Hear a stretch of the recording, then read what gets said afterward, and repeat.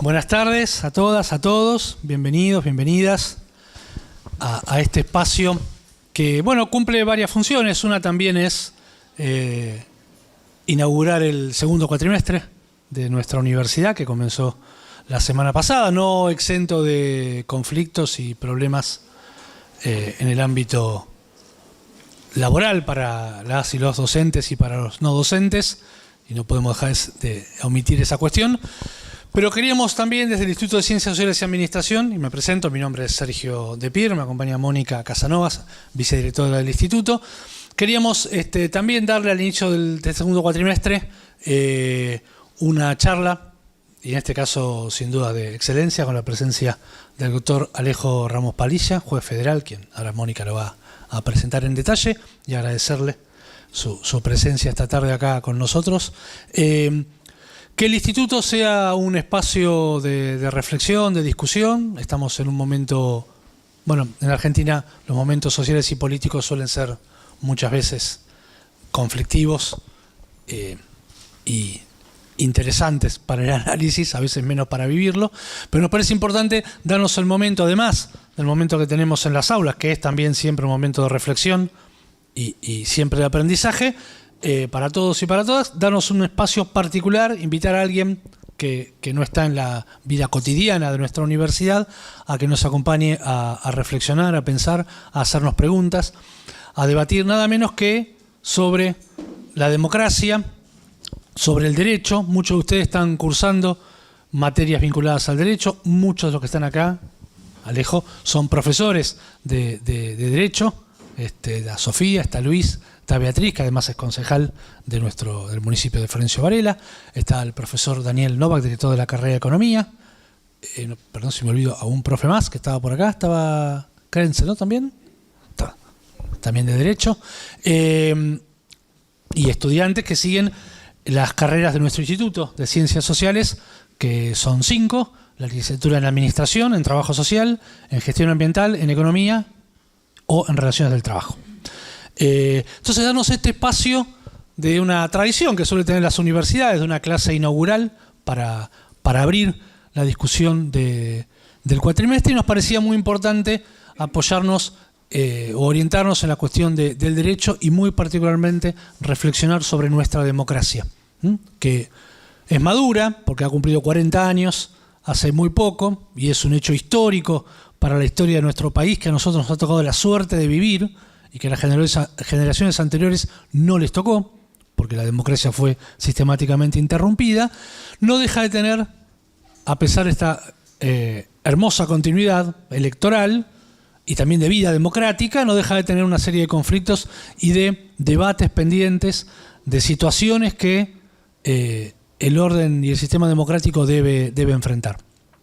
Así que darles el agradecimiento a ustedes por hacerse presentes acá en esta tarde-noche, y muy especialmente al doctor Ramos Padilla por hacerse un momento, venirse desde su juzgado a compartir algunas reflexiones con nosotros. Mónica. Bueno, muchas gracias a todos. Creo que todos conocemos al doctor Ramos Padilla, pero amerita hacer un repaso de su extensa carrera. Me van a disculpar la lectura, olvidé los lentes y estos son los de lejos, así que voy a hacer el esfuerzo de leer lo más corrido posible. Abogado de la UBA, doctor en Derechos Humanos, magíster en Derechos Fundamentales y especialista en Administración de Justicia. Desde el año 2021 ejerce como juez federal de La Plata. Anteriormente fue juez federal de Dolores durante 10 años. En la Universidad de Atlántida dirige la Diplomatura en Derechos Humanos y Crímenes de Lesa Humanidad e integra el Instituto de Derechos Humanos, que dirigió hasta 2023. En la Universidad de Buenos Aires dicta la materia Violaciones masivas a los derechos humanos en Argentina. También ejerce la docencia en la Universidad Nacional de La Plata. Como abogado actuó en representación de víctimas del terrorismo de Estado en numerosos procesos. Fue abogado de la fundadora de Abuelas de Plaza de Mayo, Chicha Mariani, y del presidente de la Asociación Permanente por los Derechos Humanos, Alfredo Bravo. Participó en los denominados juicios por la verdad y numerosos juicios de lesa humanidad. entre los que se destacan los procesos seguidos a Miguel Echecolás, Christian Borgwernich y Jorge Rafael Videla. Promovió el enjuiciamiento y logró la posterior condena de funcionarios civiles que actuaron durante el terrorismo de Estado. También intervino en el proceso donde se determinó el plan sistemático de robo de bebés. Además, fue abogado de excombatientes de Malvinas y promovió la identificación de los soldados enterrados como NN en el cementerio de Darwin.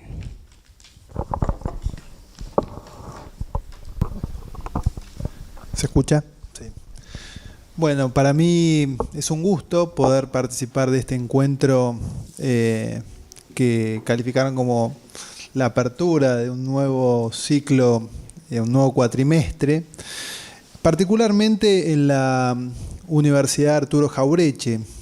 Recién yo conversaba con Sergio, ¿sí?, sobre la dificultad de llamarse Arturo Jauretche en estos tiempos, de participar de una universidad que plantea como el nombre que lleva una posición nacional, la necesidad de estudiar lo nuestro, de reivindicar algunas figuras que de algún modo u otro fueron silenciadas por la historia y que el propio Jauretche calificaba como malditos de la historia que él mismo terminó padeciendo durante largas décadas en las que fue olvidado. Y sin que él se autotitule como nacionalista, porque él decía que representaba una posición nacional y democrática, que lleva adelante con las ideas de Forja, pero que en este momento sí están un poco más relegadas a aquellas ideas del nacionalismo democrático que nace en esa década tan compleja de 1930. Así que para mí ya el hecho de poder acompañarlos, y me acompañó, trabaja conmigo en este trabajo que hacemos cotidianamente en el juzgado electoral, de tratar de mantener vigente y transparente el sistema electoral. Como decían, yo me desempeño ahora como juez electoral de la provincia de Buenos Aires, la provincia que tiene 4 de cada 10 electores, donde hay 135 municipios, y donde es necesario un esfuerzo enorme para mantener, ¿sí?, la transparencia y el funcionamiento de un sistema electoral que le da legitimidad a quienes nos van a gobernar y a quienes son elegidos por el voto popular. Y un poco de esto también trata la charla de hoy, que han titulado ¿sí?, implica un enorme desafío: Estado actual de la democracia y rol del Poder Judicial. Tal vez uno tendría que empezar a comenzar con aquellas definiciones de democracia, ¿sí? Pensar que recién señalaba Sergio que cumplimos el año pasado 40 años de democracia. Y que los más jóvenes lo dan como un hecho, ¿sí?, como algo logrado, ¿sí?, como algo inamovible. Pero sin embargo, quienes tienen algunos años más saben de las dificultades que atravesó nuestro país no hace mucho tiempo, cuando se canceló el sistema democrático, y las luchas que hubo que dar para sostener los valores de la Constitución y la democracia. La democracia que nace desde un primer momento, ¿sí?, desde las definiciones de Aristóteles, como un sistema, no el preferido por aquellos filósofos de entonces, ¿sí?, sino el sistema preferido era la aristocracia, ¿sí?, no en la democracia, el gobierno del pueblo o el gobierno de los plebeyos, sino el gobierno preferido por la intelectualidad de entonces era el de aquellos que formaban parte de esa aristocracia. Con el tiempo, Revolución Francesa de por medio, ¿sí?, la Constitución y la Revolución también norteamericana, la Constitución de los Estados Unidos, el movimiento contractualista, empiezan a surgir los sistemas representativos, pero lejos de ser democráticos en el sentido de que representaban a la mayoría del pueblo, eran sistemas que se llevaban adelante para legitimar el ejercicio del poder.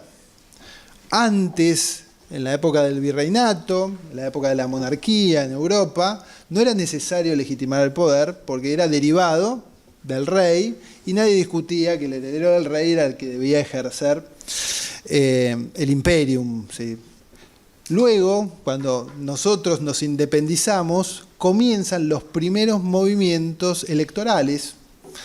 Hay una ley electoral de 1921, hay diferentes propuestas para legitimar ese poder que si no se disputaba en los cabildos abiertos, en las discusiones que se llevan adelante en Plaza de Mayo, y para poder afianzar ese poder se genera un sistema electoral y representativo. Representativo del pueblo no, representativo de algunos pocos que tenían determinadas cualidades y condiciones, generalmente económicas, que les permitían votar, no aquellos que eran trabajadores, aquellos que no formaban parte de la oligarquía de aquel momento, de la aristocracia de aquel momento. De hecho, hay una elección en 1820, donde, tal vez me equivoque en una serie de números, pero que hubo 260 candidatos y 223 votos. Ese era el sistema representativo de entonces.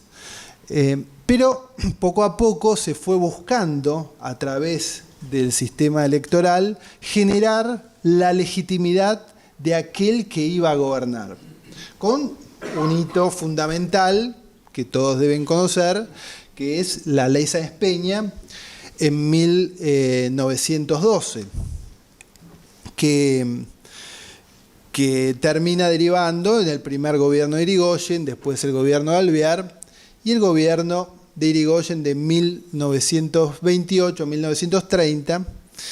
Y ahí nuevamente, pese a que teníamos un voto secreto, obligatorio, no universal, porque no votaban las mujeres, recién votan en 1947, se consagra el voto en 1947,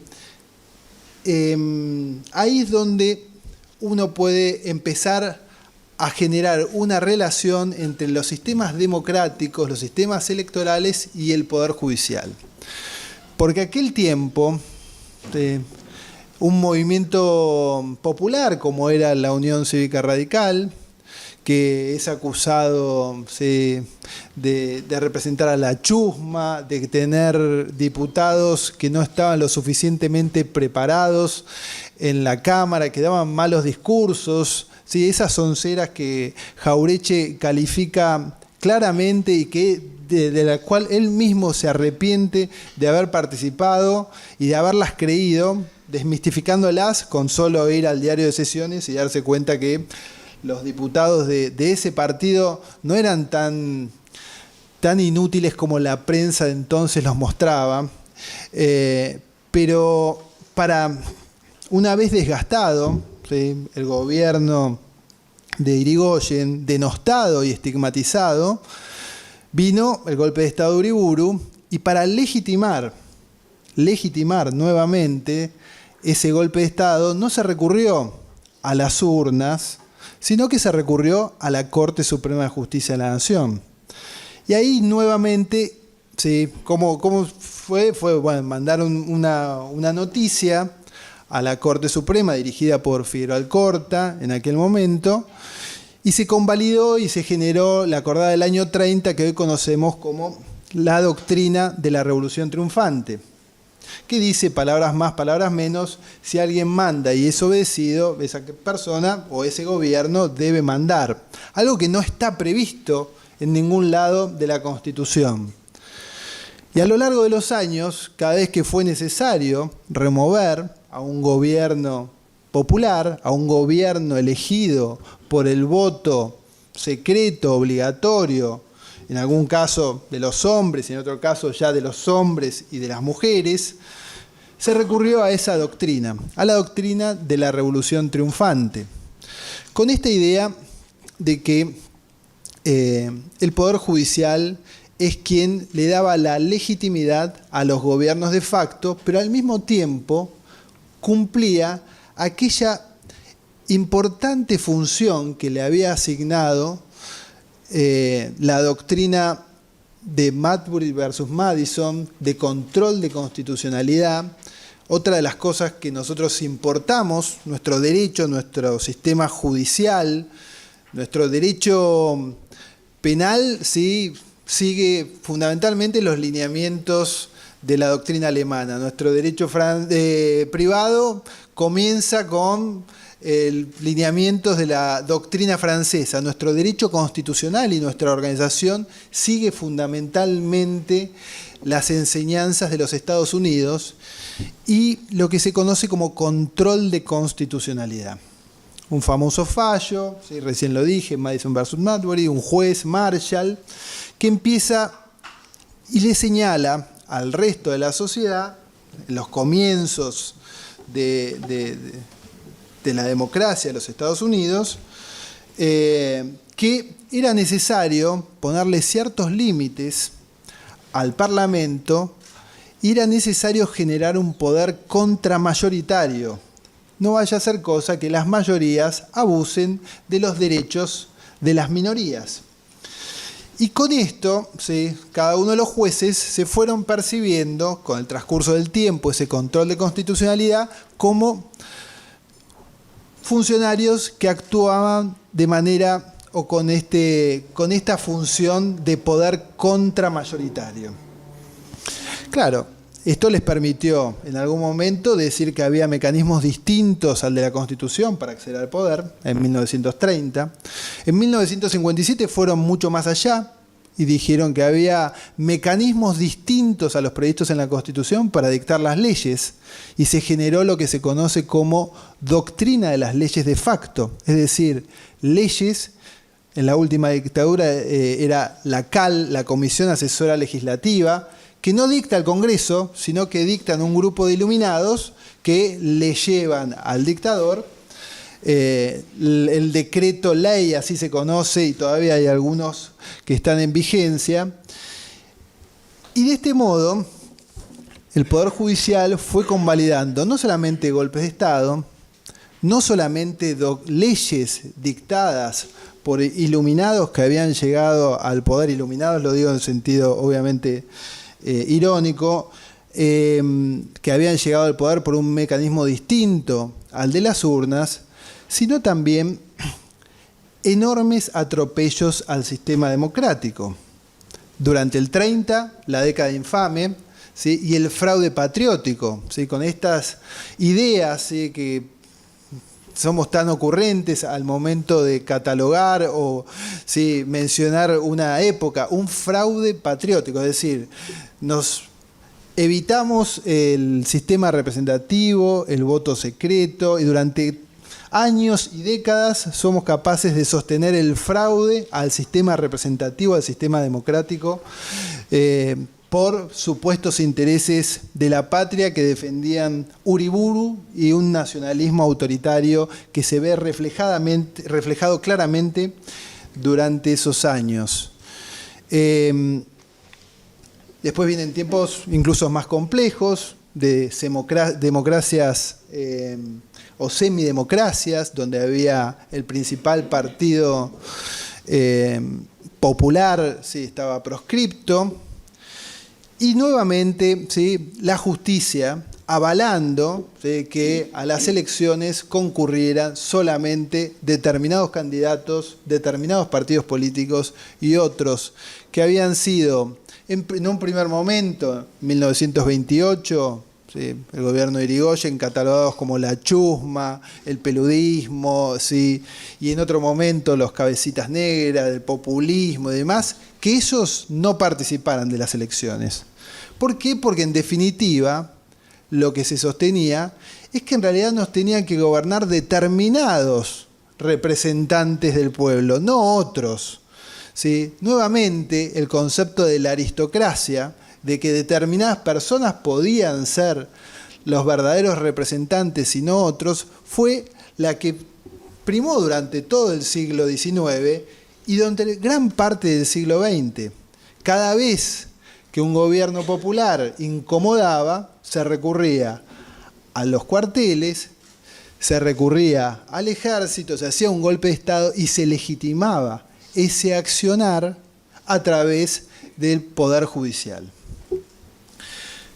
Bueno, desde luego que el 76 fue el momento más complejo, ¿sí? Donde esto es algo que desde luego que es conocido, donde bueno, hubo toda una política concentracionaria, existieron vuelos de la muerte, secuestros de niños, la tortura del mecanismo de investigación y todas esas tropelías y violaciones a los derechos humanos se cometieron en la más absoluta clandestinidad, pero el Poder Judicial también fue cómplice de ese terrorismo de Estado y de ese plan que no solamente violó garantías elementales de nuestro pueblo, sino que también instaló un modelo económico que estaba muy alejado de los intereses del pueblo y que buscaba atender los intereses de una minoría.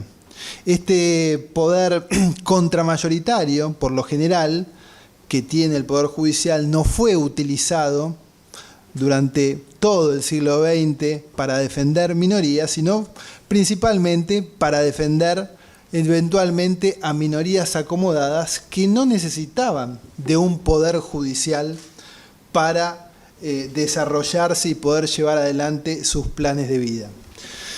Y por eso, este es el contexto en el que se movió nuestro sistema democrático, nuestro sistema electoral, nuestro sistema de gobierno y nuestro sistema y nuestro poder judicial. Y nadie desconoce los avances que ha tenido la Argentina en los últimos 40 años, fundamentalmente lo que es el juzgamiento de los crímenes de lesa humanidad ocurridos en la Argentina. Y no me cabe la menor duda que el año pasado deben, en esta universidad, yo participé en otros eventos similares, deben haber estado conversando acerca de los 40 años de democracia, los logros obtenidos, ¿sí? El lugar destacado que ocupa la Argentina por haber llevado adelante el juicio a las juntas, luego de la inconstitucionalidad de las leyes de obediencia debida y punto final, la continuidad de los juicios, y todos esos logros que nos pusieron en un lugar de referencia en el mundo. Pero lo cierto es que más allá de eso también existen doctrinas y agrupaciones de juristas y un poder judicial que por lo general ha estado más atento a escuchar los intereses de los grupos minoritarios y acomodados que de escuchar los problemas y dificultades que tiene la sociedad. Y en definitiva, es el Poder Judicial, al igual que el resto de los poderes del Estado y el sistema democrático, hay una definición, ¿sí?, que todos conocemos, que es la de Abraham Lincoln, que dice que la democracia es el gobierno del pueblo, para el pueblo y por el pueblo, pero que con el transcurso del tiempo, ¿sí?, con el transcurso del capitalismo de por medio, eventualmente se está transformando con el poder que tienen las corporaciones, el poder económico que tienen algunas empresas cuyo producido es mucho mayor en algunos casos que el Producto Bruto Interno de cada uno de los países. Hay farmacéuticas, hay empresas de tecnología y demás que tienen mucho más poder económico que varios de los países, de que hablar de Latinoamérica, y se está transformando en una plutocracia, un poder ejercido por los ricos, para los ricos y de los ricos.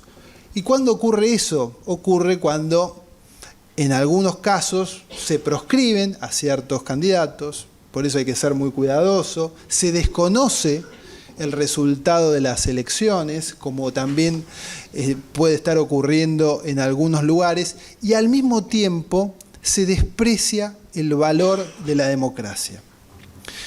Se desprecia el valor de la democracia. ¿Por qué? ¿Será porque en la Argentina habrán pasado 40 años y ya estábamos convencidos de que el nunca más era una consigna inamovible por la cual no debíamos esforzarnos y defenderla día a día para que esos hechos no ocurran nuevamente?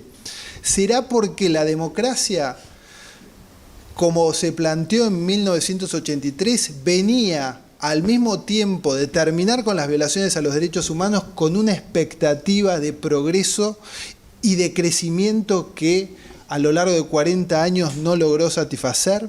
¿Será porque no tenemos la capacidad de discutir día a día y plantearnos acerca de lo importante que es defender los valores de la democracia, del constitucionalismo clásico, que eran los derechos civiles y políticos, y del constitucionalismo social, que, entre otras cosas, garantiza el funcionamiento de las universidades públicas?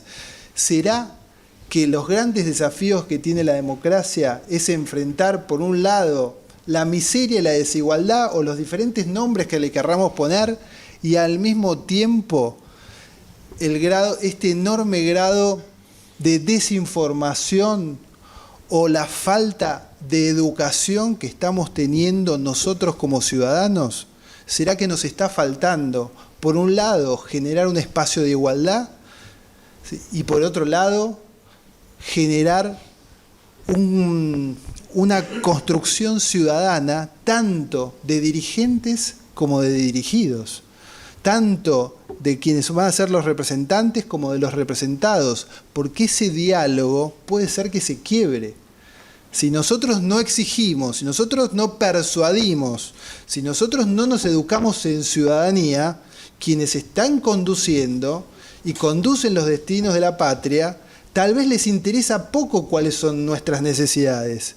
Y la agenda no la marcamos nosotros como sociedad, sino que la marca eventualmente un canal de televisión o alguna transnacional o algún interés foráneo, y no son los intereses propios de nuestro pueblo.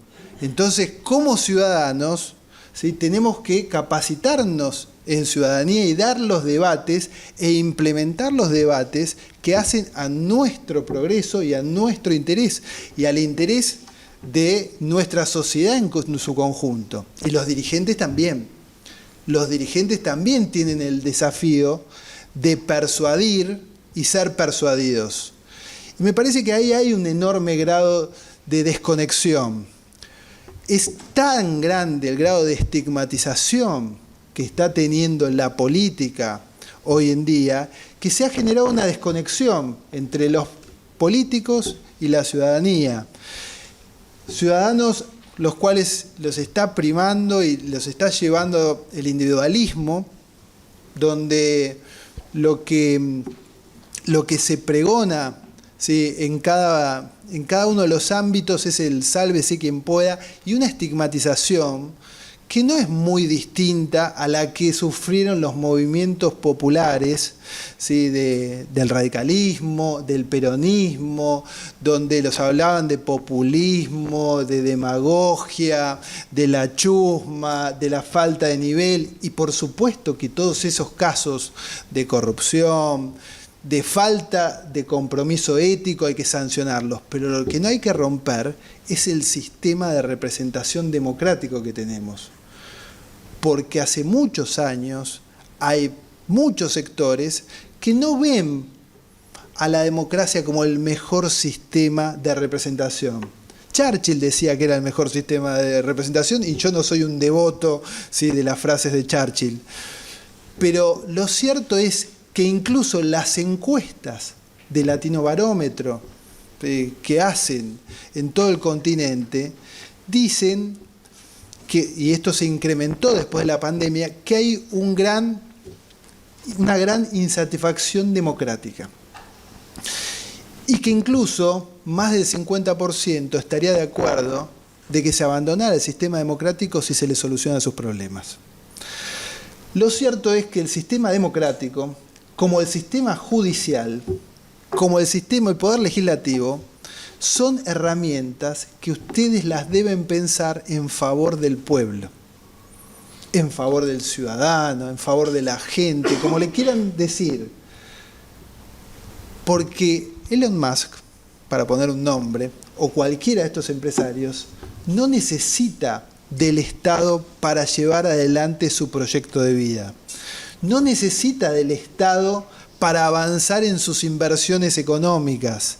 No necesita de que se proteja la ancianidad, que se proteja a los recursos naturales. Somos nosotros como nación los que tenemos que empezar a señalar la importancia de un país bicontinental, la importancia de los recursos naturales que tenemos en nuestra plataforma continental, la importancia del litio en el norte, la importancia de que esos recursos redunden en beneficio de nuestro pueblo, y son nuestros representantes los que tienen que tomar nota.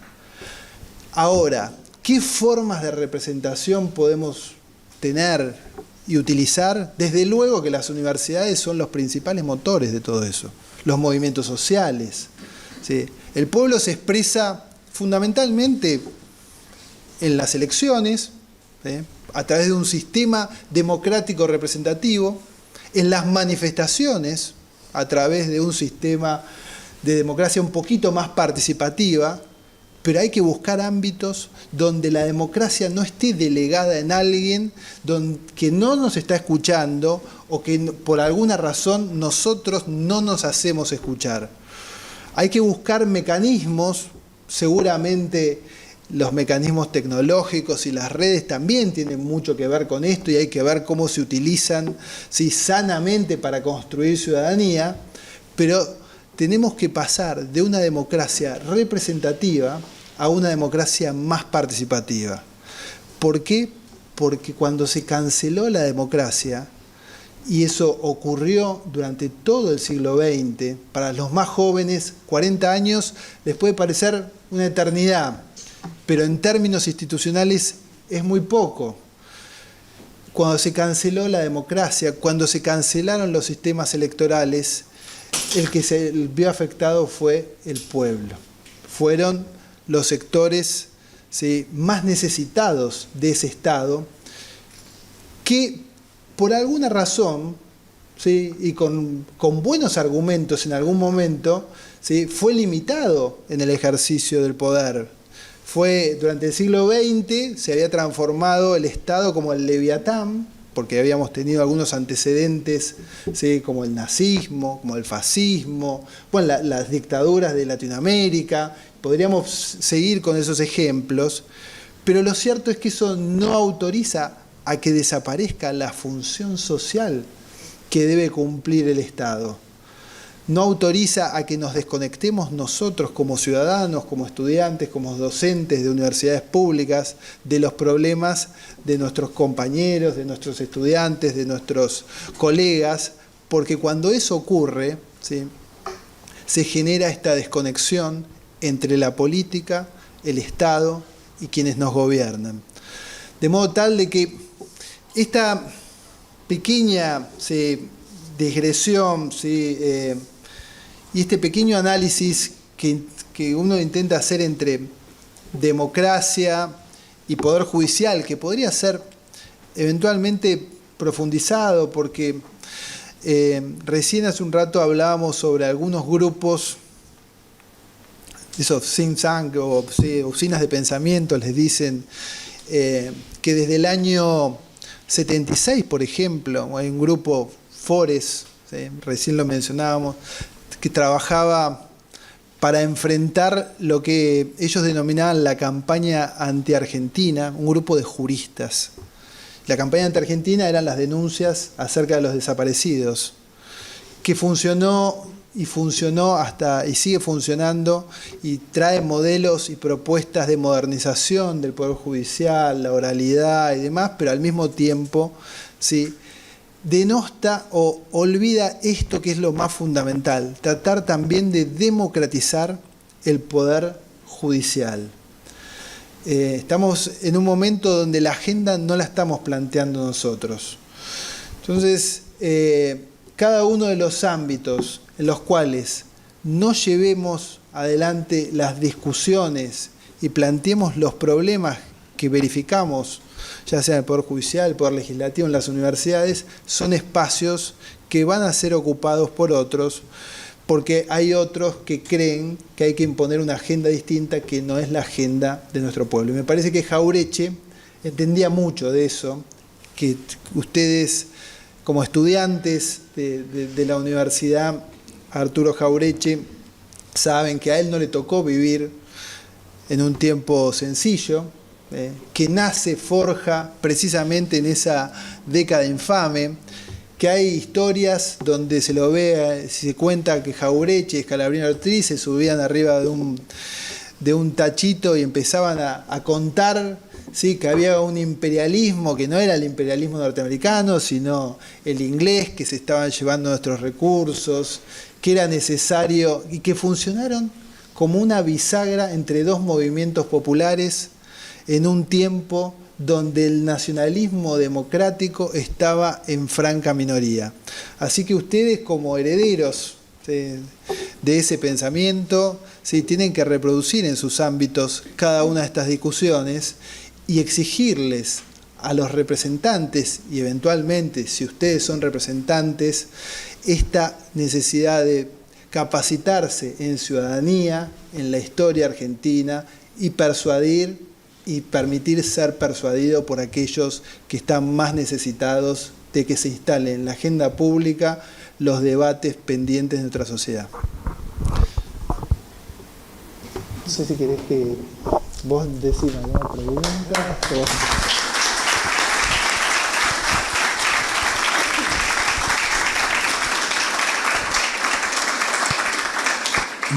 Muchas gracias, Alejo. Dijiste la primera pregunta, a mí se me ocurrieron varias, pero hay una, y después en todo caso hacemos circular un poco el micrófono, pero hay una que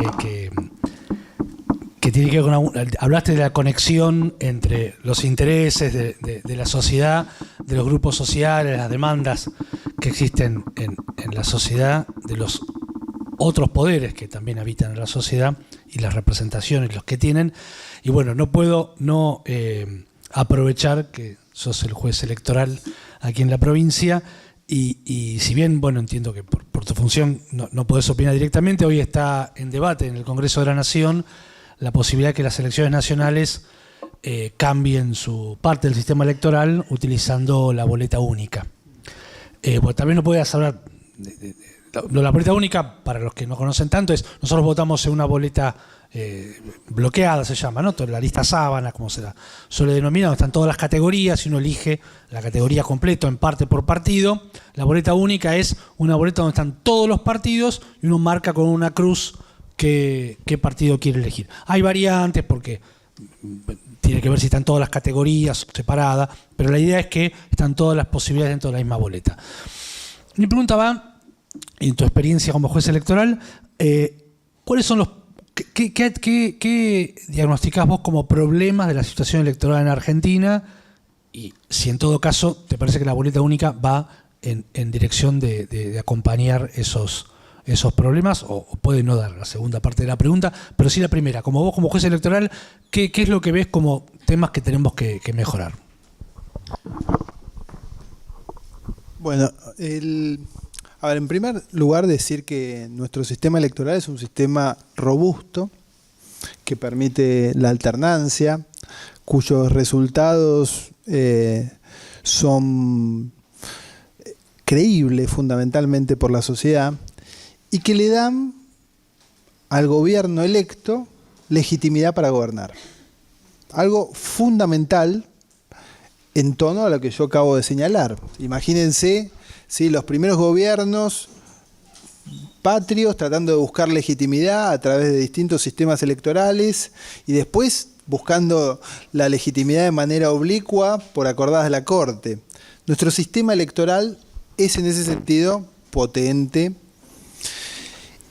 y no debería, ¿sí?, generarse un sistema que ponga en riesgo lo obtenido y la importancia de que los resultados sean reconocidos por todas las fuerzas políticas. Digo esto porque vemos a Donald Trump, a Bolsonaro, ¿sí?, y en Venezuela podemos poner varios ejemplos donde se desconoce el resultado de las elecciones. Nuestro sistema electoral de estos 40 años permitió la alternancia, permitió la ratificación de este pacto y compromiso político democrático. Particularmente uno no puede estar en contra o a favor de un instrumento, ¿sí?, de la boleta única. Parecería ser, ¿sí?, que votar del mismo modo que votábamos en 1916 puede ser que tengamos que someterlo a debate y análisis, porque puede haber sistemas que sean mejores, que permiten interpretar mejor al electorado, que permitan que se exprese de mejor manera, ¿sí? Pero en ese contexto, lo que no puede estar guiada la reforma electoral es con fines políticos electorales para la próxima elección. ¿Qué son las dificultades que tienen las reformas electorales? La boleta única, desde luego, solucionaría algunos problemas siempre y cuando el debate en la Cámara de Senadores sea un debate sincero que contemple las distintas realidades que suceden en las otras provincias. Pues no deja de ser un sistema federal multinivel, donde se tiene que compatibilizar una elección nacional con una elección provincial, con una elección donde en las PASO de la provincia de Buenos Aires se presentan alrededor de 40.000 candidatos. Entonces, 135 distritos. No podría eventualmente, como ocurrió en la capital federal el año pasado, coexistir dos sistemas, un sistema de boleta única y un sistema de boleta partidaria. ¿Por qué? Porque si ocurre eso es porque lo que se está viendo es que los intereses electorales superan los intereses del propio elector a quien quieren representar. La idea es facilitar la expresión democrática, la idea es facilitar el voto, no complicarlo como ocurrió el año pasado con el voto electrónico y la boleta partidaria en la capital federal. Por eso el debate tiene que ser franco, el debate tiene que ser abierto, hay cuestiones que tienen que ver también con logística, si una cosa es, si hay 40.000 urnas en la capital federal, 40.000 o 80.000 urnas, ¿cuántas veces se van a convocar a elecciones? ¿Va a ser 2 o 4 elecciones? Me parece que ese debate se tiene que dar. Estoy de acuerdo con la modernización del sistema electoral, estoy de acuerdo con que puede replantearse el sistema de votación de 1916, pero se tiene que hacer con el cuidado de no romper aquella institución tan valiosa que es la confianza en el sistema electoral. Hay también una encuesta de Latino Barómetro que hablaba acerca de la insatisfacción democrática, pero que también ubicaba al sistema electoral con una credibilidad mucho mayor que el sistema del Poder Judicial. De modo tal de que es una de las pocas instituciones que funciona. Y los cambios que se vayan a hacer tienen que ser producto de un consenso y no de un oportunismo político. Y tiene que ser fundamentalmente para otorgarle mayores herramientas al ciudadano y no para complicarle la vida al elector. No es muy habitual escuchar a un juez decir o hablar de la complicidad de la justicia en los años nefastos, ¿no?, de los gobiernos de facto. Me trajo a la memoria cuando usted mencionó el gobierno de Irigoyen en 1920, en 1922, dos episodios sobresalientes en nuestra historia laboral que tiene que ver con los peones de la Patagonia y con los peones de la forestal, ¿no? Las consecuencias nefastas que trajo la intervención o la connivencia de la política y la justicia y el ejército en la represión de trabajadores. Y entonces para redondear la pregunta, más que pregunta, una opinión suya por la experiencia en el juzgado electoral y anteriormente como juez. Los jueces que integran la Corte, salvo honrosas excepciones, siempre son cuestionados. Bueno, ahora tenemos en el tapete la elección pendiente de un juez también muy cuestionado. Y mi pregunta apunta si usted no cree que eso se podría resolver, la elección o la remoción de los jueces, por medio de un colegio electoral que surja de las propias elecciones, ¿no? Sí. Cuando mis colegas escuchen que esto que voy a decir, seguramente van a estar absolutamente en desacuerdo. Pero lo cierto es que hay que buscar mecanismos para democratizar el Poder Judicial. Y hubo una propuesta, no sé si la estrategia política fue correcta o no, pero creo que en el año 2013, donde lo que se proponía era la elección de los consejeros de la magistratura por el voto popular.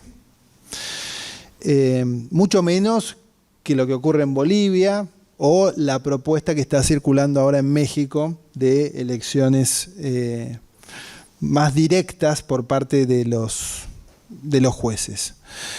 Pero, ¿qué ocurrió ahí? ¿Qué fue lo que funcionó, lo que impidió que los representantes, el proyecto lo que decía era los representantes de los jueces, no los jueces, van a ser elegidos por el voto popular? Y las corporaciones, la corporación de la cual yo formo parte, por el hecho de ser juez, ¿sí?, fue la que impugnó esa decisión. Y uno reconoce a esta altura que, desde luego, no podemos negar la existencia de corporaciones, no, porque es un hecho. Pero los intereses de las corporaciones nunca pueden estar por encima de los intereses del pueblo. Hay una frase que circuló el otro día, sí, pero que es muy de ese tiempo y circuló en la audiencia el otro día, sí, consejeros representantes de los jueces. ¿Por qué los jueces o los abogados van a tener, sí, un representante especial para la conformación, sí, la selección y destitución de los jueces de un poder del Estado? ¿Por qué hay ciudadanos, abogados y jueces que tienen un voto doble o triple? Hay 900 jueces federales en todo el país y eligen a 3 representantes, además de que está el presidente de la Corte. ¿Por qué, si tenemos esta posibilidad de elegir estos representantes, 900 personas, como una suerte de aristocracia, para el ejercicio de un poder? Bueno, eso fue en los años, en 2013, se generó lo que era, yo deben recordar algunos, se hablaba de la justicia cautelar, inmediatamente un montón de amparos de la justicia, de los jueces de primera instancia, que inconstitucionalizaron esa ley y precisamente ese artículo. Los colegios de abogados plantearon amparos a lo largo y a lo ancho del país, los magistrados también, y finalmente la Corte decretó la inconstitucionalidad de que los representantes de los jueces sean elegidos no por los jueces, sino por el pueblo. Esa sería una opción para democratizar la justicia. La otra opción también, que la tenemos desde 1853, son los juicios por jurado. Hacer juicios por jurados, no parcializados, no de miércoles a miércoles que duran 2 años, sino un juicio por jurado que resuelva los asuntos más importantes, más complejos. Podrían televisarse, ¿sí?, los acuerdos de la Corte Suprema de Justicia de la Nación, y podría hablarse también en un lenguaje llano, se podría exigir a los jueces dar explicaciones de sus fallos, se podría exigir a los jueces dar explicaciones de sus viajes, se podría pedirle a los jueces quienes financian sus conferencias en el exterior, podrían preguntarme cuánto, sí, salió el financiamiento de esta charla. Podrían estar eventualmente sometidos al escrutinio respetuoso, pero público, y podríamos poner en tela de juicio si deben ser cargos vitalicios, si deben pagar impuesto a las ganancias. Podríamos, en serio, discutir esos temas, pero la agenda parece ser otra. Y la agenda, además, que nos proponen de modernización del Poder Judicial, también es una agenda importada que está lejos de atender los problemas de nuestra sociedad. Está lejos de crear un Poder Judicial que defienda nuestros recursos naturales. Está lejos, o estuvo lejos durante mucho tiempo, de atender las violaciones a los derechos humanos, pero fue el movimiento, la participación democrática en las calles y la exigencia, primero de las madres, las abuelas y después de la sociedad, todos, la que rompió esa valla. Y el Poder Judicial, de ser conservador, pasó a ser un ejemplo en el mundo. Entonces, hay maneras de interpelar al Poder Judicial, pero el Poder Judicial se tiene que sentir también interpelado. Y es esto de que no se puede romper el diálogo entre quienes son los verdaderamente representados por el poder y quienes ejercen de algún modo u otro, por diferentes sistemas de designación, el poder delegado del Estado. Un problema todos los cuatrimestres y quizás me puede dar una mano. Justo hoy habló de la doctrina de las revoluciones triunfantes y la Comisión Asesora Legislativa, y en algún momento de la materia, nos falta, ya que estoy, aviso, hablamos de la historia de la Constitución y siempre tengo el problema de que no sé cómo explicar que la Constitución del 49 no está vigente, pero sí la del 57. Por lo menos en términos jurídicos, no sé si me puede dar una mano, porque no, sé que es una pregunta difícil, ¿eh? Sí, no. Incluso es algo que está silenciado por todos los constitucionalistas. Sí, y hay constitucionalistas, Arturo Sampay es otro de los constitucionalistas que al parecer sí, no se estudia en las facultades. Hubo reformas constitucionales, ¿sí? Del 53 al 60, se supone que la del 60 es el proyecto originario, después hubo en 1898, ¿sí? Vino la Constitución del 49 y aparentemente que ahí los recursos fueran inalienablemente del pueblo argentino, que se atendieran los derechos sociales y que se establecieran los principios que se establecen en la Constitución, era tan mala palabra que había que borrarla de la memoria de la gente. Entonces, como ocurre con los malditos, tal vez, sí, Jauretche lo explica mejor. Lo explica mejor que cualquiera. Los malditos, ni siquiera se debate con los malditos, se los silencia, ¿sí? Se los hace desaparecer de la historia. Y eso ocurrió con la Constitución del 49, que fue dejada sin efecto por una proclama militar. Y que después vino otra Constitución del 57 que fue promovida por unas personas que no habían llegado al gobierno por los mecanismos previstos en la Constitución. Sin embargo, por alguna razón, incluso autores de la talla de Vidar Campos, ¿sí? Hacen caso omiso o soslayan, ¿sí? la presencia de esa Constitución. Y yo me había traído, sí, le había pedido que me trajeran de la oficina el libro, pero no pude traer el libro de las sonceras porque me recordaba que había un capítulo, una soncera, que es la del habeas corpus. Tal vez con eso podés explicarla, que es la soncera 26. ¿Sí? Cuenta Jauretche, ¿sí? Que él ya con 30 años de abogado, ¿sí? Bueno, él dice algo así como que las garantías son como un paraguas para cuando no llueve, ¿sí? Porque cuando llueve el paraguas no está, no lo tenemos a mano, y que a él le ocurría eso con el habeas corpus, ¿sí?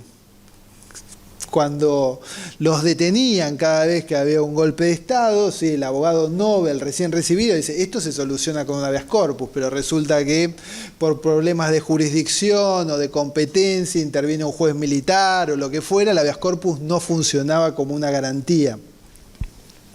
Y dice que en algún momento él también fue víctima de sus propias sonceras. en 1955, entre ayer y venía rememorando algunas cosas de Arturo Jauretche, un hombre que votó en el 28 y después recién logró votar en el 46. Un hombre que le tocó pelear con la más difícil, eso para que se vayan un poco más animados. Están en la Universidad Arturo Jauretche, pero que no la tuvo fácil. En la época de Cambalache, en la época, sí, donde... y él, en 1955, le confiscan los bienes y dice: fui víctima de mis propias onceras, porque lo confisca la Junta de Recuperación Patrimonial y dice: bueno, voy a ir a mi juez natural. Sí, el principio del artículo 18, no es la Junta de Recuperación Patrimonial, y voy a invocar el artículo 17 de la Constitución Nacional, que habla sobre la propiedad privada y sobre la prohibición de confiscar los bienes de los ciudadanos, y voy a ganar el juicio. Y sin embargo, sí, no le fue bien, reclamando con 30 años de experiencia la aplicación de las garantías constitucionales. Por eso dice lo del paraguas, pero hace una última aclaración, que era la que yo quería traer acá a colación, que dice que las garantías constitucionales, los derechos civiles y políticos, sí funcionan cuando se trata de una empresa extranjera o de un periódico de los grandes. Ahí las garantías funcionan. Además, pocas veces tienen que recurrir a los jueces, porque los gobernantes, ya sea que por medio del voto o por medio de una acordada de la Corte, saben para quién son las garantías y se cuidan de no tocarlos. A ellos no los molestan. Papel prensa, no investiguemos, papel prensa queda ocultado, papel prensa, ¿sí?, es una historia que quedó sepultada y que no pudo ni siquiera el proceso de memoria, verdad y justicia avanzar. Hay muchas cosas del proceso de memoria, verdad y justicia que quedaron en el olvido, que quedaron ocultadas, como la responsabilidad de muchos empresarios, la responsabilidad de funcionarios civiles, en fin.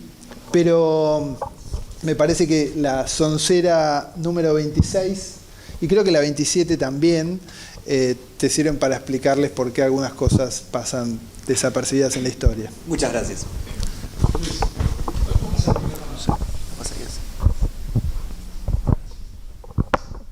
Bueno, agradezco esta posibilidad de que estés acá y que nos hayas ilustrado con todas estas ideas. Creo que vamos todos con la mente abierta para ejercer más ciudadanía. A mí hay un tema que me preocupa desde hace tiempo y siempre uno le da vuelta en la cabeza. Y vos hiciste muy bien un análisis del Poder Judicial, una configuración desde el 30 en adelante, digamos, y todas esas vicisitudes que ha justificado los golpes de Estado, todas las teorías. Y también hablaste que nosotros seguimos dentro del derecho constitucional a la doctrina norteamericana. Y trajiste a colación ese famoso fallo, Marbury versus Madison, que legitima que los jueces tengan en sus manos, ¿no?, ese poder de control de la constitucionalidad. Poder que lo ejercen muy bien, también en detrimento de aquellos que necesitan ser muchas veces defendidos. Y cuando muchas veces ha intentado democratizar a la justicia, como bien se habló acá, también con la declaración de inconstitucionalidad nos ponen un freno. Yo creo que los jueces tienen un poder enorme con detentar el control judicial de constitucionalidad. Mi pregunta es la siguiente. ¿Crees que los jueces deberían seguir teniendo ese control en sus manos? Primera pregunta. Segundo, si visualizás que es posible en futuras reformas, va a haber que hacer reformas constitucionales, o si es necesario hacer una reforma constitucional para generar esos cambios, también sería una pregunta, ¿no? O bien crear tribunales políticos que sean los que realmente detenten ese control de constitucionalidad.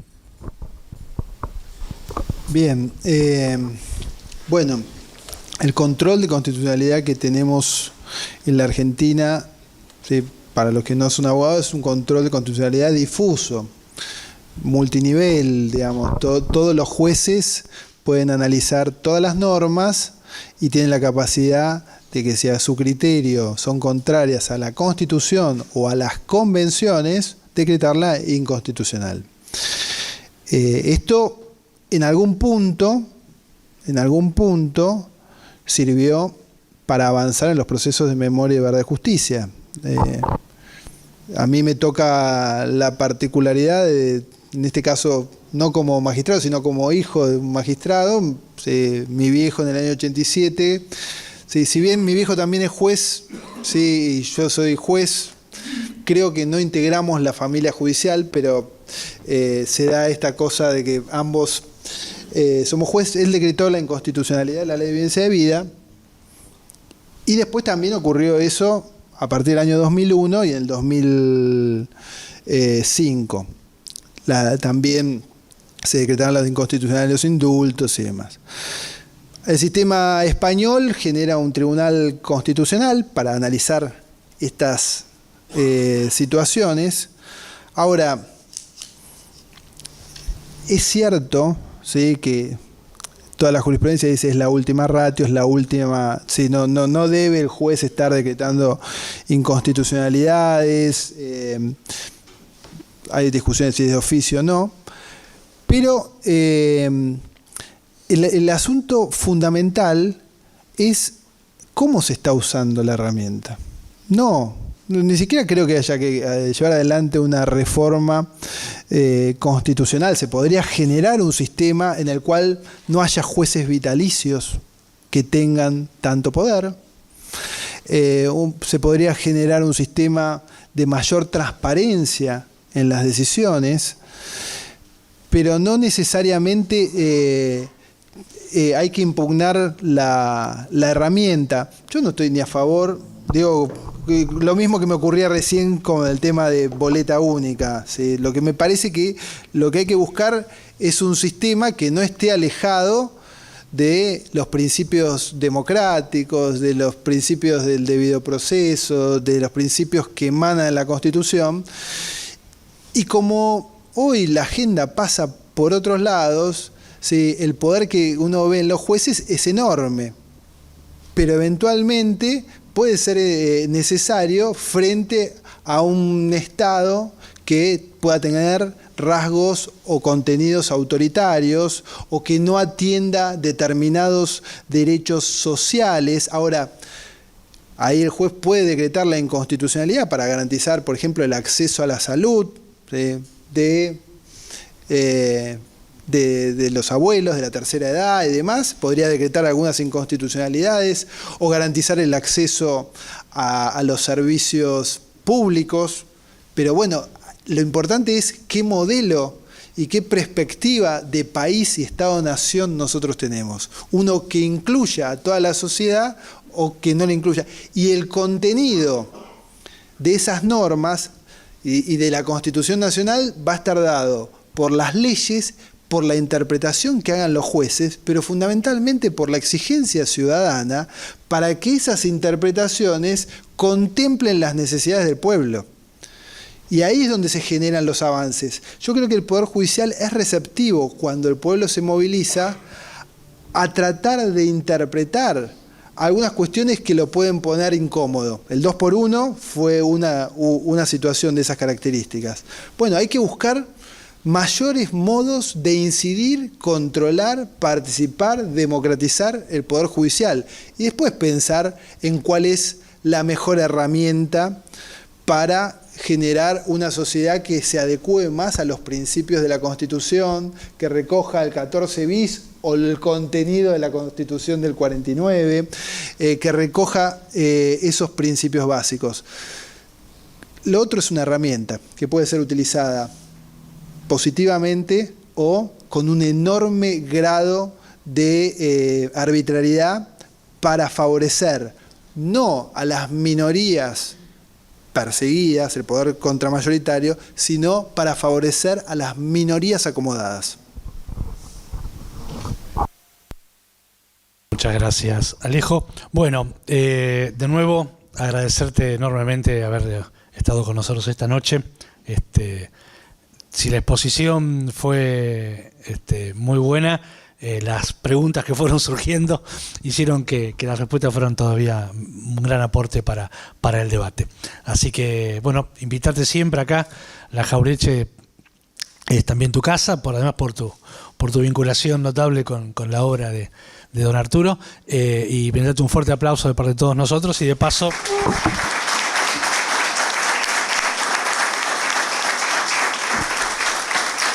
dejarte este libro que compiló Ernesto Salas, que es el director del Centro de Estudios de nuestra universidad, sobre la obra de Jauretche. Hay un texto inédito de Jauretche y obras de distintos profesores de nuestra casa. De nuevo, gracias a todos ustedes por sacarse hoy. Buenas noches.